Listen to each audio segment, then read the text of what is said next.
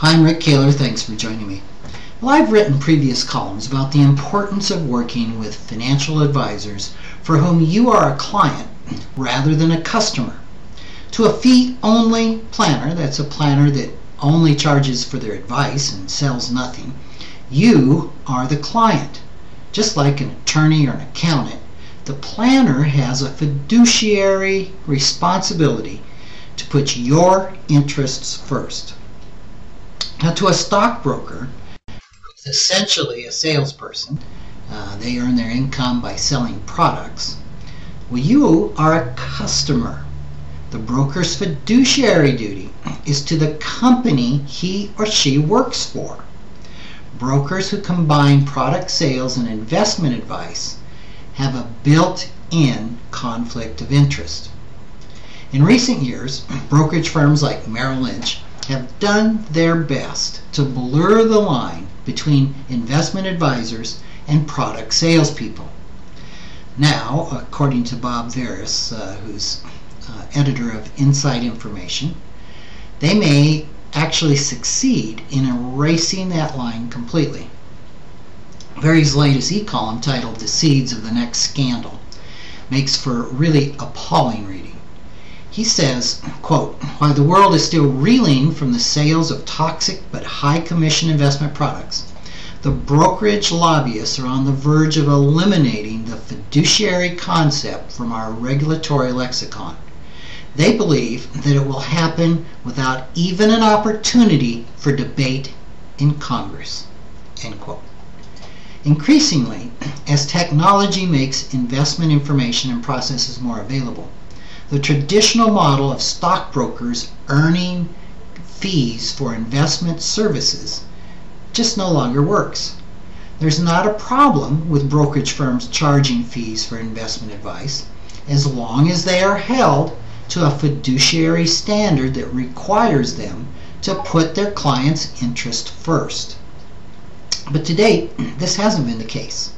As Veris points out, some brokerage firms have been making money in three ways. First, they charge customers for financial advice.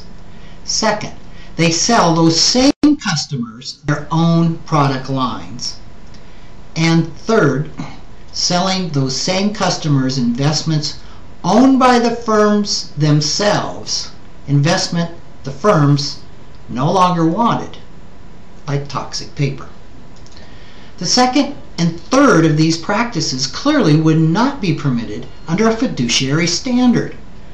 Obviously, then, the firms relying on those income sources have a strong incentive not to register with the SEC and bring themselves under the fiduciary regulation that applies to those registered investment advisors. Now, instead, lobbyists for the brokerage industry are doing their best to persuade Congress to revise the current regulations to weaken the fiduciary oversight even further. I don't have space in one column to delve into the details of this effort, but Veris does this very well in his newsletter. There is, however, one aspect of it that I do want to point out.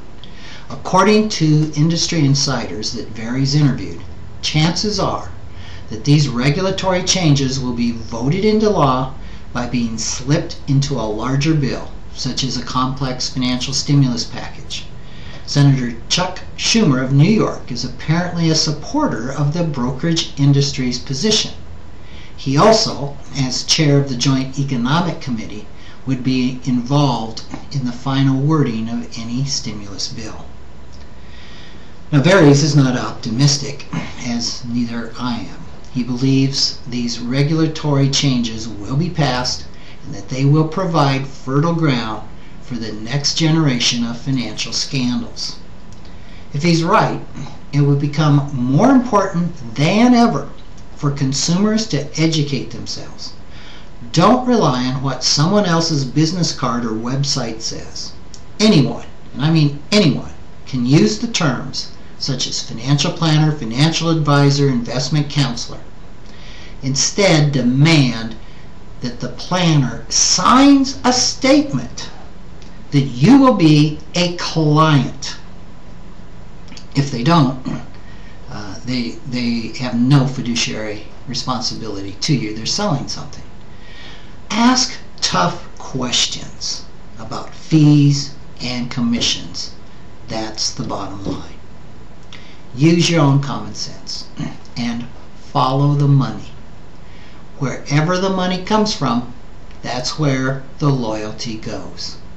Only as a client rather than a customer can you be sure of an advisor's loyalty, and that loyalty is to you. Thanks for listening.